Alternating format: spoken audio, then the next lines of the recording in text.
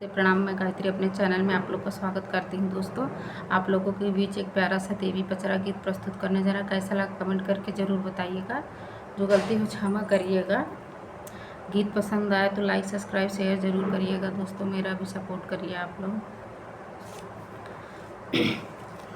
मोरे पीछवरवा मैया मवा के बगिया हो कि अरिया मैया नीमिया के पेड़वा हो कि अरिया मोरे पीछवरवा मैया मवा के बगिया हो कि अरिया नीमिया के पेड़वा हो कि अरिया आमवा की डारी बैठी बोलेली कोयलिया हो कि जग मैया होई गे भोर बुन सरवा हो कि जग मैया होई गे भोर बुन सरवा हो कि जग मैया कोयल की बोली सुनी उठी है भवानी हो गगरिया लैके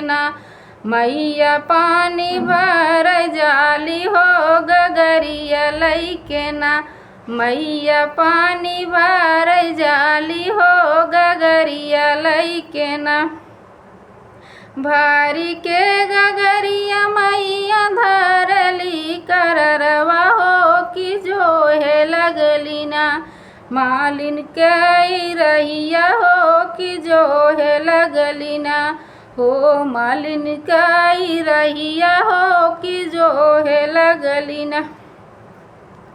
घूमत फिरत आवे मालिक बटऊ न हो कि बेटा हम गगरी हो उठाई देतना अरे बेटा हमारी गगरिया हो उठाई देतना जब हम उठाऊ मैया तो हरी गगरिया हो कि काऊ देबुना हमका गगरी कई उठाऊनी मैया काऊ देबुना हमका गगरी के उठाऊनी मैया काऊ देबुना तोह कात देबै बेटा विद्या और ज्ञानवा हो रनियवा तोहरीना बेटा को खिया जुड़ई है हो रनियवा तोहरीना तोह कात देबै बेटा विद्या और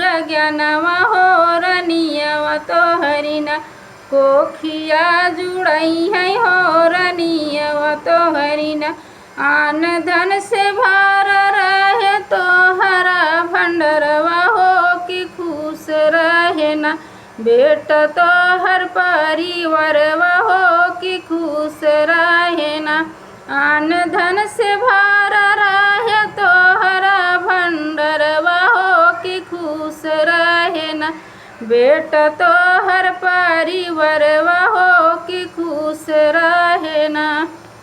कैसा लगा दोस्तों? अगर गीत पसंद आए सब्सक्राइब शेयर ज़रूर करिएगा।